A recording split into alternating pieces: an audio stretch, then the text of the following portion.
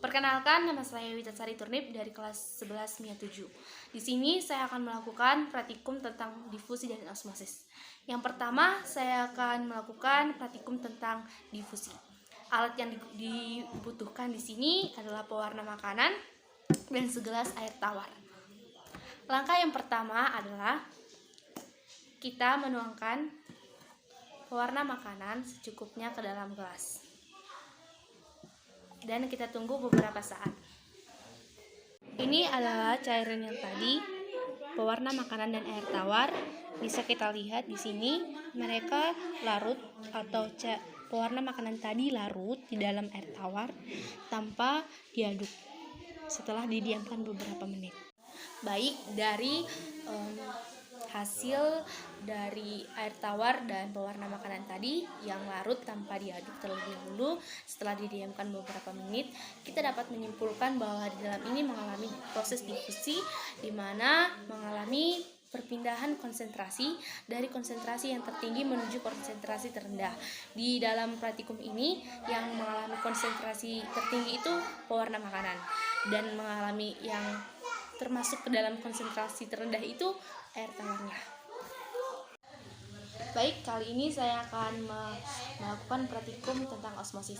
Baik, bahan yang dibutuhkan adalah 2 gelas air tawar, garam, dan saya menggunakan kentang yang dipotong dan sudah saya kupas. Yang pertama, untuk membuktikan proses osmosis ini, kita akan menggunakan 2 air tawar, yang dimana satu menggunakan garam dan satu dibiarkan menjadi air tawar. Yang pertama adalah kita memasukkan garam ke dalam satu air tawar tadi. Kita aduk seperti ini.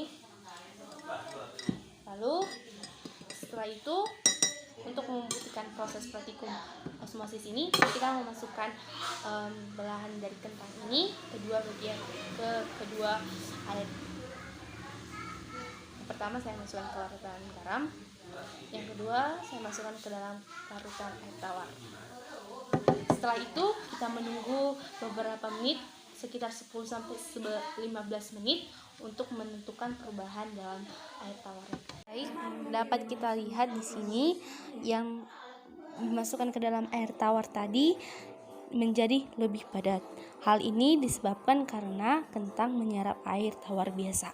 Merupakan kentang yang dimasukkan ke dalam larutan garam yang tadi. Memang tidak cenderung kecoklatan, namun cenderung bertambah lembek. Hal ini karena larutan garam adanya proses osmosis yang memindahkan air pada kentang ke air garam hingga lebih lunak. Itu. Kita tunggu beberapa menit untuk membuktikan perubahan yang terjadi di antara kedua larutan itu, yang merupakan larutan garam dan larutan air tawar. Baik, di sini dapat disimpulkan bahwa kentang yang dimasukkan ke dalam kedua larutan yang berbeda, yaitu larutan air tawar dan larutan air garam ini mengalami proses osmosis, yang dimana perubahan konsentrasi dari konsentrasi yang terendah menuju konsentrasi yang tertinggi melalui selaput semi permeabel. Nah, di sini di dalam perubahan kentang yang dilarutkan dalam air garam, dapat disimpulkan bahwa air garam merupakan, di dalam larutan garam dan kentang tadi, dapat disimpulkan bahwa garam merupakan konsentrasi yang tinggi dan kentang merupakan konsentrasi yang rendah. Dan berbalik sebaliknya, di dalam larutan air tawar dan kentang yang tadi, kentang merupakan konsentrasi yang tinggi dan air tawar merupakan konsentrasi yang rendah. Baik, kesimpulannya adalah di dalam ini difusi merupakan perpindahan zat terlarut melalui konsentrasi yang tertinggi menuju konsentrasi terendah. Penerapan difusi di dalam praktikum ini yaitu oksigen dan karbon dioksida pada membran alveolus. Nah, yang kedua adalah osmosis. Osmosis merupakan perubahan konsentrasi yang dari terendah menuju konsentrasi yang tertinggi.